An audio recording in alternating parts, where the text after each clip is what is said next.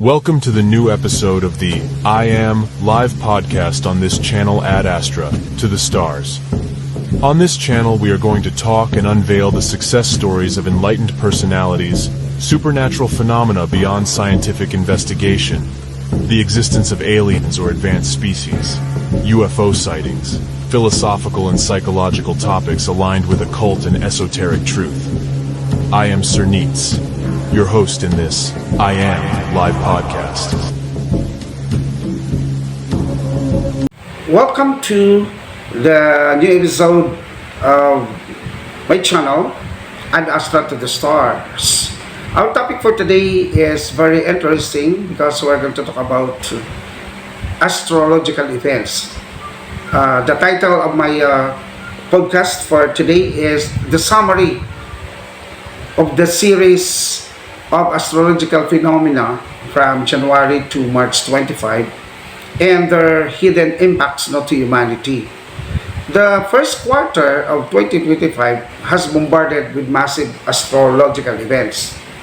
By the way, what is astrology? What is astrology then? Astrology is the study of the movements and the relative positions of celestial bodies such as planets and stars, interpreted as having an influence on the human affairs and to the natural world. It is often used to predict and analyze personality traits, events, and relationships based on the position of the celestial bodies at the time of the person's birth. By the way, what is the physical movement of planets and stars in astrology? Since human beings have electromagnetic and energetic field in their bodily composition, astrology, as the movement of the stars and planets, plays a crucial role in interpreting celestial influences on human affairs. Here's an overview of the mechanics of the movement of the stars and planets in astrology. So the first movement, which is very obvious to us now in our studies, is what we call the orbital motion. So planets in our solar system orbit around the sun in its elliptical paths. Planet Earth, in our perspective, planet Earth spends or completes its cycle, its movement around the sun for 365.25 days.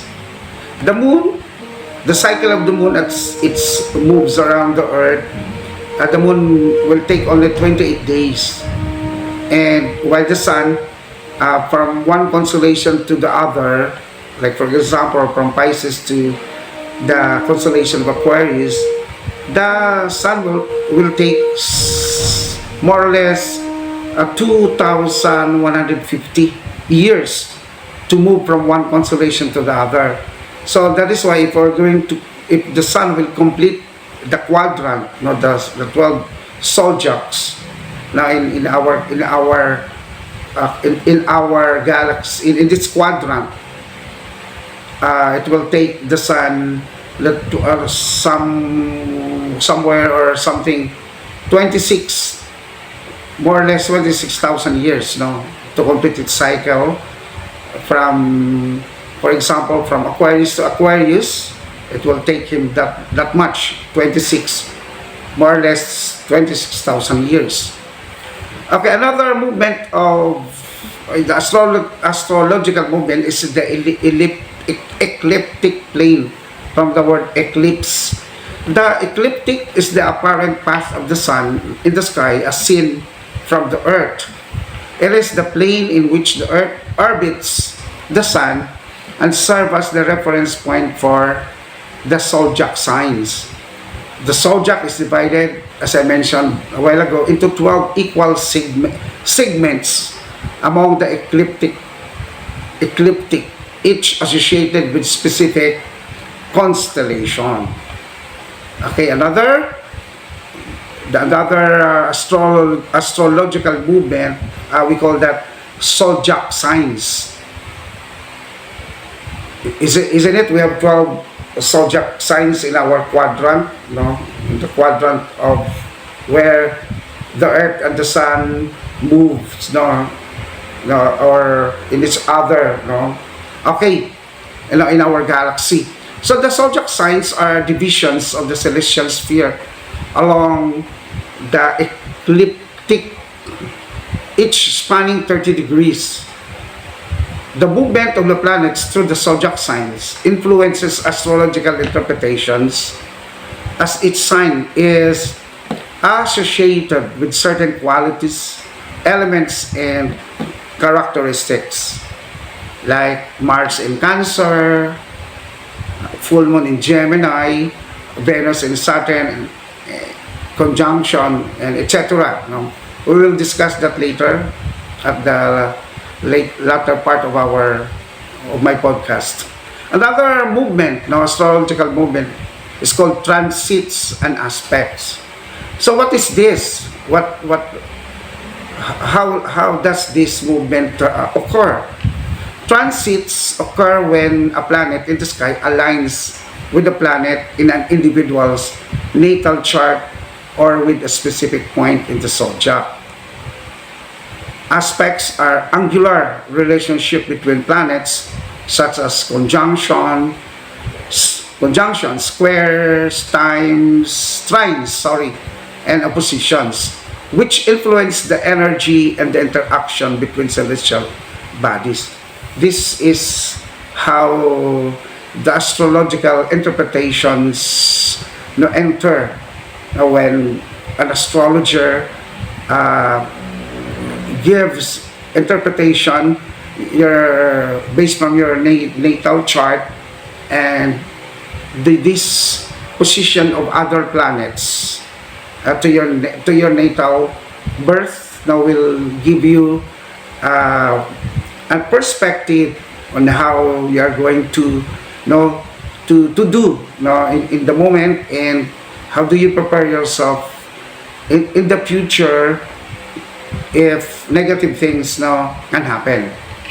So another movement in the astrological movement is called retrograde motion. Now, retrograde motion occurs when a planet appears to move backward in its orbit from the perspective of the Earth.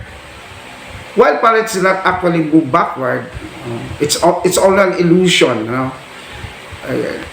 As other planets move backward in our perspective from Earth, retrograde periods are significant in astrology, as they are believed to intensify the planet's energies and prompt introspection, review, and reevaluation. Another one is the precession of the equinoxes. So it's the tilting of the Earth, and the measurement, equinox, yung equal measurement, not really equal but somewhat equal, the time of day and night, the 12 hours. So that happens in somewhere in in March, equinox to September. So the Earth's axial precession causes a slow shift in the orientation of its axis, now leading to changes in the positions of the equinoxes in the zodiac signs over long periods of time. This phenomenon influences astrological ages and the relationship between the tropical and the sidereal zodiac. So we'll discuss that later on. The tropical, what are the tropical and zodiacs? So sidereal zodiacs. Astrologers analyze the movement of stars and planets within the framework of these astronomical principles to interpret astrological influences on individual personalities, relationships, events, and trends. By tracking celestial movements and their correlations with human experiences, astrology offers insights into the interconnectedness of the cosmos and human life. Before we go further, no, into the specific astrological events in from January to March, let's talk first about the history of astrology.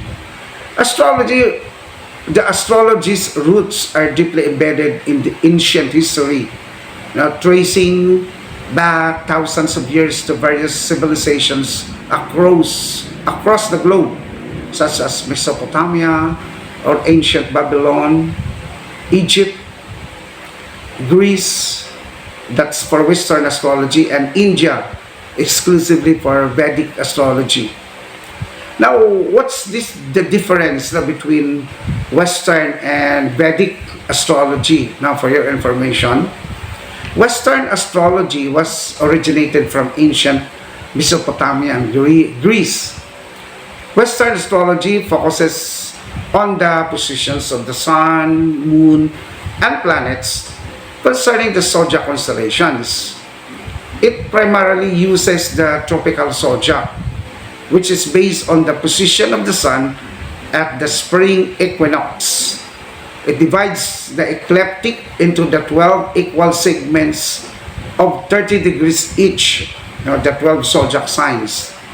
Western astrology does not account the precession or the precession of the equinoxes, resulting in a consistent zodiac that does not adjust for the shifting of the Earth's axis over time. While Vedic astrology was rooted in ancient India, and it has a different concepts in its practice. Vedic astrology is a part of the Vedas, the oldest sacred text of Hinduism. It places more emphasis on the positions of the fixed zodiac, sidereal zodiac, meaning based on the stars which are visible in the sky at night. So they are only interpreting the positions of the constellations, the stars, and the planets, which are visible, can be seen by the naked eyes in the night, in the sky at night. So the emphasis of Vedic astrology lies in the sidereal zodiacs due to the Earth's precession or the tilting of the Earth. They consider that. This adjustment impacts the placement of planets in the sign.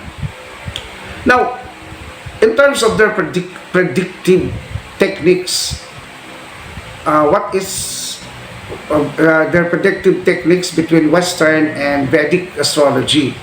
Now, in terms of predictive techniques, from the word prediction, Western astrology focuses on psychological insights, character analysis, and forecasting based on planetary positions in signs and aspects. On the other hand, the Vedic astrology incorporates planetary periods, transits, and yogas or cycles to predict events, timing of occurrences, and life trends. While both Western and Vedic astrology share some common themes, such as the use of birth charts and planetary influences, their fundamental differences lie in their zodiac systems, historical backgrounds, and predictive methodologies. Individuals may resonate more with one system over the other based on personal beliefs, cultural upbringing, or the specific insights you seek or they seek from astrology. So you're the one to choose. Are you going to use Western astrology or Vedic astrology based on your insight, of your culture, of your beliefs, your preferences. Now, why astrology is in conflict with religion is a very nice topic. The potential conflict between religion and astrology can stem from several factors, including differing belief systems, interpretations of cosmic influences, and views on divination, fatalism. Here are some reasons why religion and astrology may be perceived as conflicting. First, as regards with doctrine and beliefs. For a religion, many religious traditions have specific doctrines or teachings that outline beliefs about the nature of the divine, human existence, and the purpose of life. Some religions may view astrology as incompatible with their understanding of creation, divine will, or the role of humanity, or the concept of God. Whereas astrology focuses on interpreting celestial influences on individuals and events, which can challenge certain religious beliefs, especially the Christians, that emphasize free will, divine providence, or the exclusive authority of a deity or God. Now, in terms of divination and faith, now religions discourage practices that involve divination or attempts to predict the future, as they may be seen as interpreting with divine will or undermining faith in higher powers. While astrology involves forecasting and interpreting cosmic patterns not to gain insights into personal traits, relationships, and future events. This predictive aspect can conflict with religious teachings that emphasize surrendering to divine guidance or accepting the unknown. And lastly, in terms with authority and guidance, for religions provide moral guidance, ethical principles, and spiritual teachings through scriptures, clergy, or sacred traditions. Followers may look to religious authorities for spiritual direction and interpretations of the divine will, while astrology lacks a centralized authority or universal principles, leading to diverse interpretation and practices. Some religious communities may view astrology as a form of superstition or false belief that contradicts their established teachings, especially their concept of God and creation. Now, here below, I'm now going to mention to you the summary of astrological events or phenomena from January to March 25, and after that I will give you the hidden applications now to the present situation. On March 3, last January 3, when Mars in Cancer, January 3, Mars in Cancer. Mars in Cancer combines the assertive energy of Mars with the emotional depth of Cancer, highlighting the importance of balancing action with sensitivity and nurturing tendencies. Understanding these dynamics can help individuals navigate this transit with awareness and emotional intelligence. So this is a combination of what we call this assertiveness of Mars and the emotional intelligence of Cancer, their dynamics. Last January 13, when full moon in Gemini occurred. Now, full moon in Gemini emphasizes communication, learning, social connections, adaptability, and mental agility. That's the characteristics of Gemini. I'm a Gemini. By embracing these qualities and staying open to the new ideas and perspectives, you can make the most of this lunar phase and harness its transformative energy for personal growth and development. On January 17 and 18, when Venus and Saturn conjunct each other, there was this conjunction between Venus and Saturn. Now, Venus-Saturn conjunction combines the qualities of love, that's Venus, is responsibility, commitment, and practicality, that's Saturn. It invites individuals to approach relationship with a sense of maturity, dedication, and long-term perspective, fostering lasting and meaningful connections based on mutual and shared values. Last January 20, there was this astrological event when Venus retrogrades back in Gemini. Okay? So when Venus retrogrades into Gemini, invites introspection, reflection, and reassessment in matters of love, communication and social connections, and creative expression. By embracing this period as a time for self-discovery and growth, individuals can navigate the retrograde energies with curiosity, openness, and willingness to explore new possibilities in relationships and self-expression. On January 24 or 24th and 25th, there was this great planetary alignment of 6 planets. The 6 planets that align among each other are as follows: Mars, Jupiter, Neptune, Saturn, Uranus, and Venus. Imagine the energy, that sparks, when they align, when they outpour, on Earth, when those 6 planets align each other. The planetary alignment involving 6 planets on last January 24 to 25 can be a powerful astrological event with the potential to influence individual experiences, collective dynamics, and broader trends.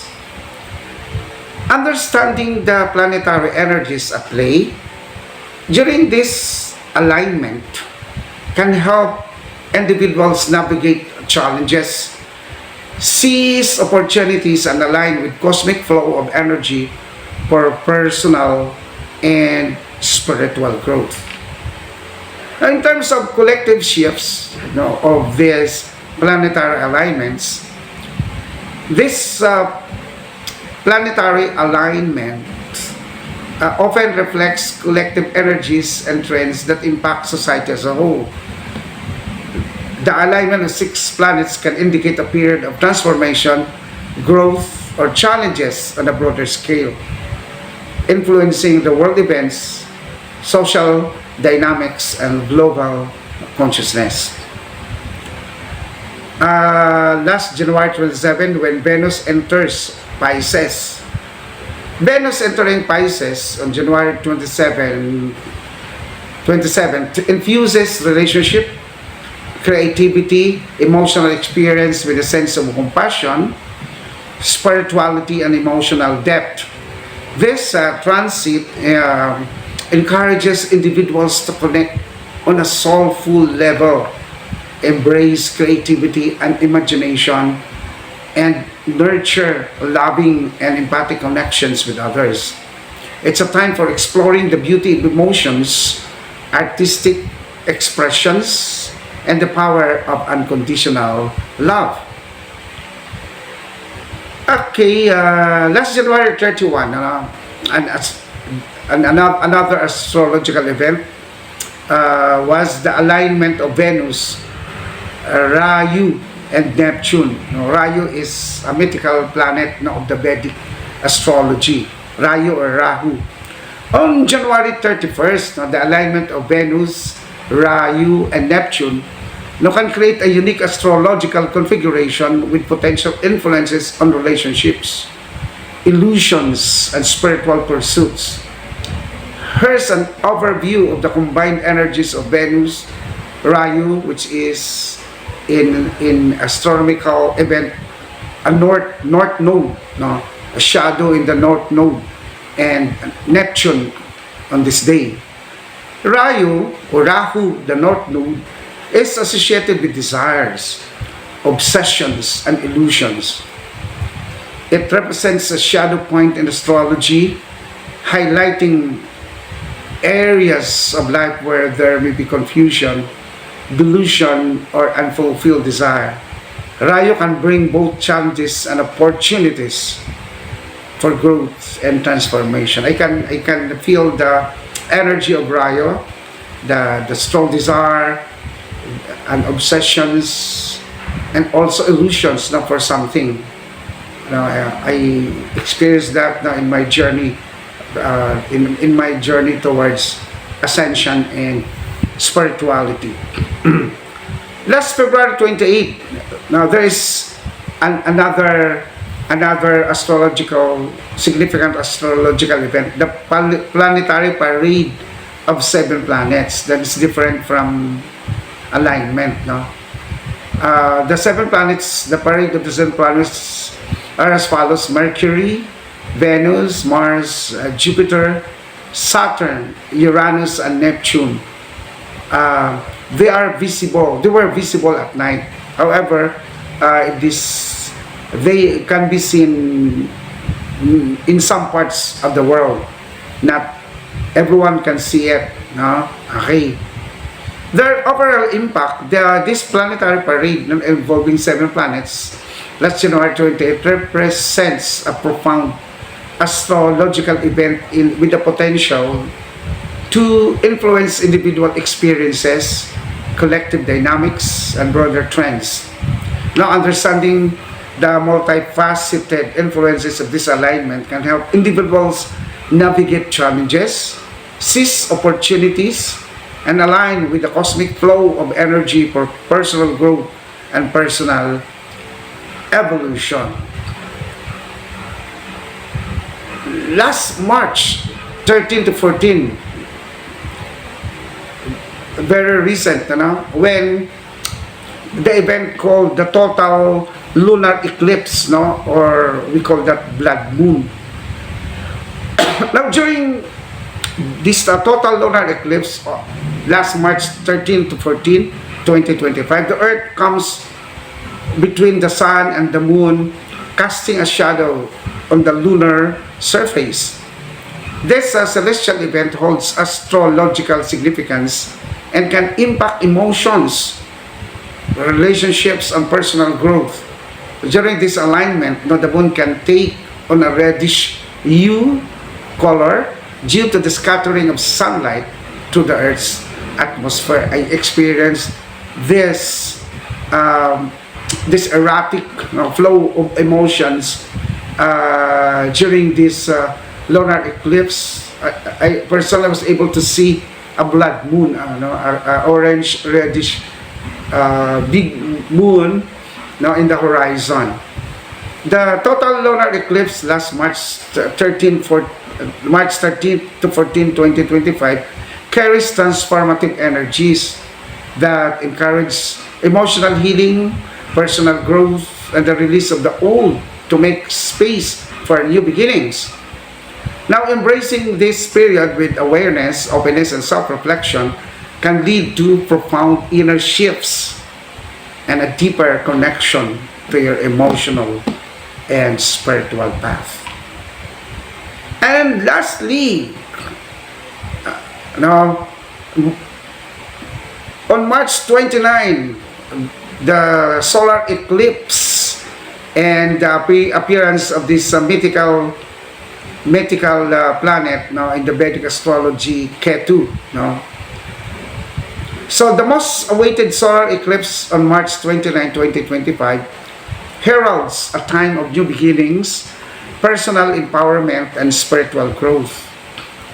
Embracing the transformative energies of this event with intention clarity and openness can lead to profound shifts, positive changes, and the realization of your highest potentials and aspirations. Um, this March 25, the solar eclipse is still in the future event because I am I I am doing my podcast on March 26, 2025, still coming. Now, on March 29, no, the coming March 29, in Vedic astrology, the appearance of Ketu, no, as a mythical planet, as the south node, known as the south node of the moon in Vedic astrology, a dark planet, something like that, no, plays a significant role during the solar eclipse. When Ketu is involved in the solar eclipse, now it signifies a potent astrological event with implications for personal growth, spiritual insights, and karmic influences. In ancient time, it predicts war and destruction, or the coming of a cataclysmic event, or the coming of evil that will destroy the earth's peace on earth, no, the peace that we are longing for. Now, other mysterious astrological or cosmic events in the year 2025. No, first we have to consider that we are now collapsing now into the age of Aquarius. Age of Aquarius, from Pisces, there's already a transition, no, from authority, respect authority, follow authority, to this age of Aquarius, where authority is not anymore a big deal, no, especially religion. So people today in the age of Aquarius, now with the rise of technology, become liberated, and they have a different view or overview of religion and spirituality. Now, in the age of Aquarius, we are in the constellation of Aquarius, water constellation next to Pisces, where Pisces is the constellation of fish. The age of great spiritual awakening, not to higher consciousness and ascension and technological advancement. So we can already feel that now a shift from Pisces to Aquarius. Then, because of this, now in this age of Aquarius, another cosmic event that will happen or culminate is this coming of the solar flares or flashes. From January to the end of March 25, there were lots of podcasts or predictions or talks about solar flashes, solar flares that would, solar flares that would bombard the earth, so that we can help us ascend, in the true version of ourselves. So there are predictions of the great amount of emission of the solar flares or flashes on earth that may affect our physical and emotional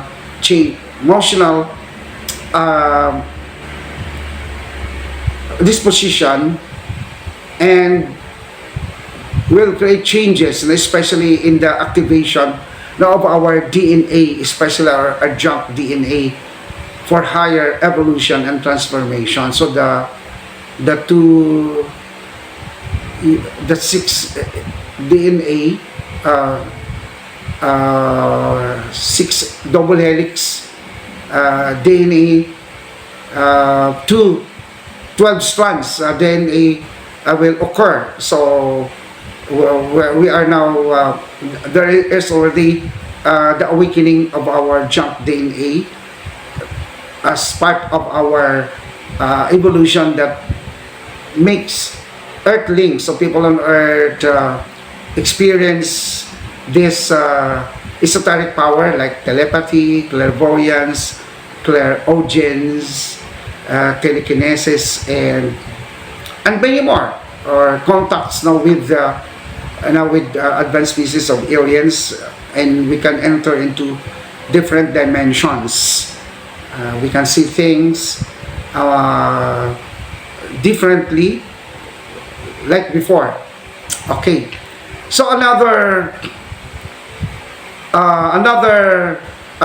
cosmic event, no, which is only in Vedic astrology, is, we call this the end of the Kali Yuga cycle, no, in Hindu astrology. So what is the implication, no, to humanity? Now the concept of Kali Yuga in Hindu cosmology represents the current age characterized by spiritual decline, moral degradation, and societal chaos. Or this is the end of, they call that dark age. According to Hindu scriptures, including the Puranas and the Bhagavad Gita, Kali Yuga is considered the most challenging and turbulent of our four yugas or ages. The end of Kali Yuga is believed to herald a period of purification and renewal known as Kali Yuga Pralaya, or the destruction at the end of the cycle. So expect many things will happen. The collapse now of our old systems in politics, in economics, also in education, and many more. However, after these negative events from this Kali Yuga will follow long peace, or 1,000 years of peace. That is already, we are now in the honeymoon period, just like before Atlantis. So we're moving towards that civilization that was lost in ancient times. So we are seeing already AI. We're also seeing robotics. We're seeing technological advancements everywhere, on Earth. The number 4 is also, one is this erratic surge of heat index of the Earth. This will cause also chaos. Last 2 weeks now, when our government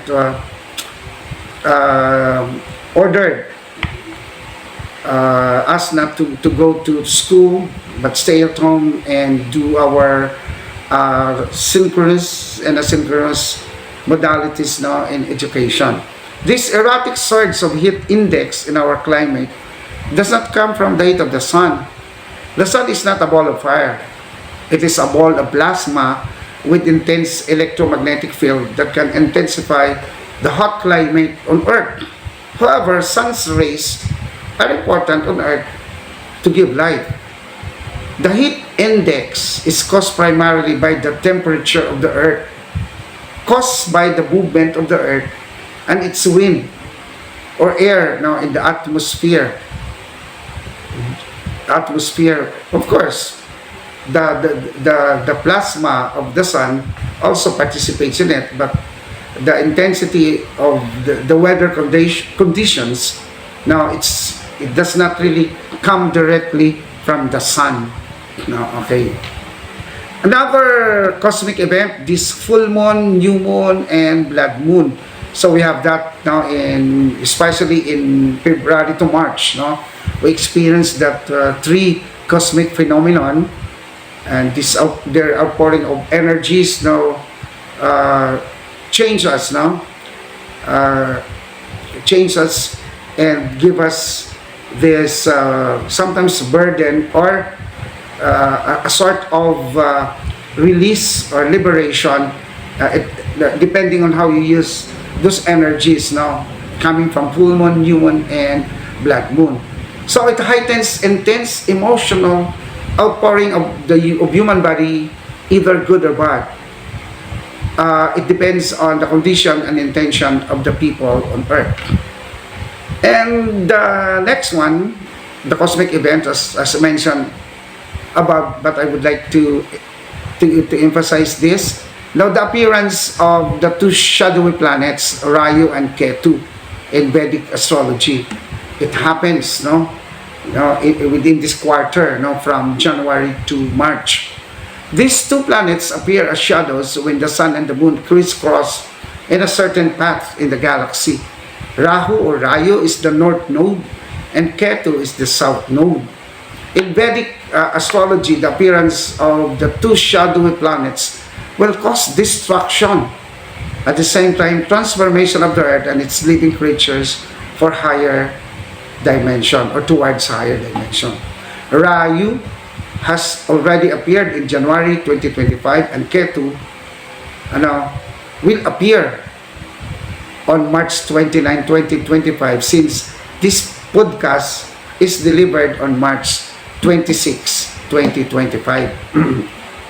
The prediction, another one is this scary prediction, which they call the 3 days of darkness. Actually, this is not scary if you know the real effect on this now to humanity. The 3 days of darkness, 3 days of darkness happened already in the past, as mentioned in the Christian Bible and in many other traditions. That is connected for Hinduism. This is connected to Kali Yoga in Hinduism. In this cosmic phenomenon, photon lights from the central sun, Alcyone of Pleiades, will pour in intense solar flares towards Earth's sun, or combined with the Earth's sun, which culminate the age of Aquarius. The culmination, the outpouring of a strong solar flares that would really trigger, that would really culminate this age of awakening. Then what happened? What will happen? All gadgets, cell phones, cars, airplanes, with electronics, or electrical composition, all electricity will shut down as a form of reset, or a cosmic reset of our consciousness towards ascension for 3 days, like a computer will reset. Now we will be having a reset in our consciousness, where the old beliefs will collapse and the new systems of beliefs will rise. So there are already indicators, especially in our government, in the sectors, in economics, in spirituality, and coming and also in education and everything.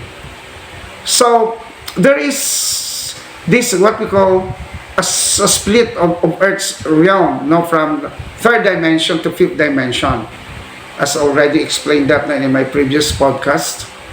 Now, if you are not familiar with this, please do your research. Advanced species, or shall we say aliens, will assist us in this period of turbulence. Do not fear, we're moving towards galactic interstellar and interdimensional Earth as of the ancient days of Atlantis and Lemuria. Now, the 3 days of darkness is a positive cosmic event for transformation in spiritual ascension. Now, let us prepare this with joy, or welcome this with joy, love, and trust in the divine will. Thank you for listening to this episode, and please don't forget to subscribe in my channel, add Astra to the stars. From the stars we came, and to the stars we shall return. Thank you very much for watching. See you in my next podcast.